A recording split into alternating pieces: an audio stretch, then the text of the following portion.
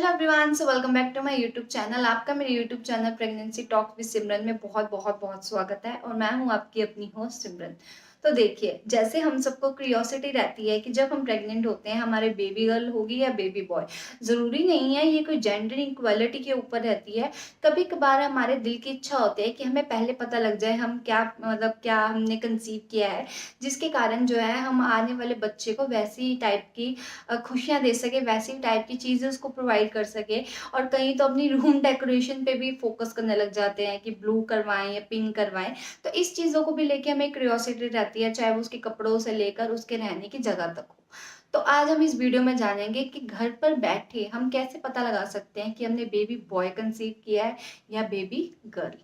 तो ये आपके अल्ट्रासाउंड में साफ साफ लिखा होता है। अगर आपने जब जब अल्ट्रासाउंड कराने जाओगे, अब तो इंडिया में ये इनलीगल है तो ऑफ कोर्स आपको डॉक्टर नहीं बताएगा, बट अगर आपको अल्ट्रासाउंड की रिपोर्ट थोड़ी भी पढ़नी आती होगी तो ये बात आप घर बैठे बैठे जान सकते हो। तो देखिए क्या होता है, मैं आपको आज बताती हूँ। जब हम प्रेग्नेंट होते हैं तब हमें डॉक्टर जो है 6 वीक से लेके अल्ट्रासाउंड सजेस्ट करते हैं, जो कि हमारे प्रेगनेंसी के 8 मंथ तक रहता है।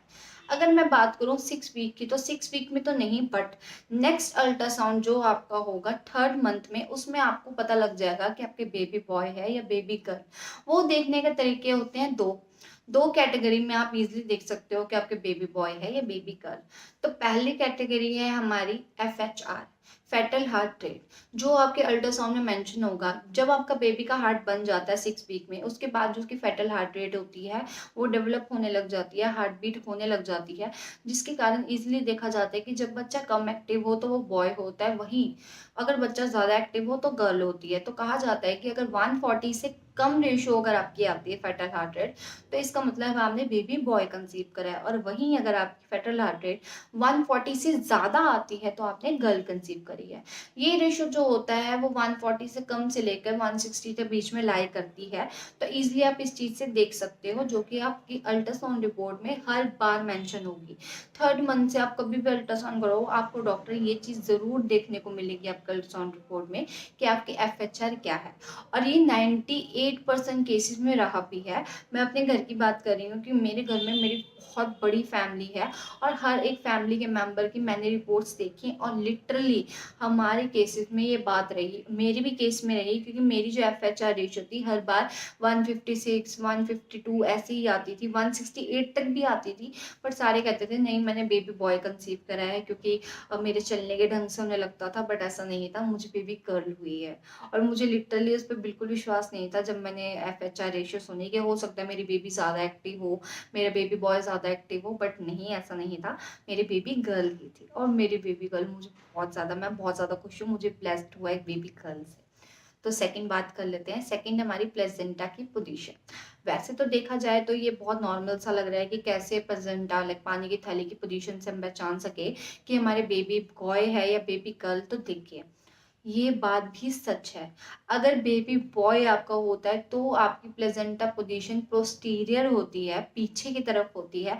वहीं अगर आपके बेबी गर्ल होगी तो आपकी एंटीरियर होगी, आगे की तरफ। मेरी जो थी एंटीरियर थी, मुझे लगा था एंटीरियर है तो बेबी गर्ल होगी, बट कहीं ना कहीं मैं दूसरे मिथ्स को लेकर ज़्यादा एक्टिव थी, बट ऐसा नहीं था।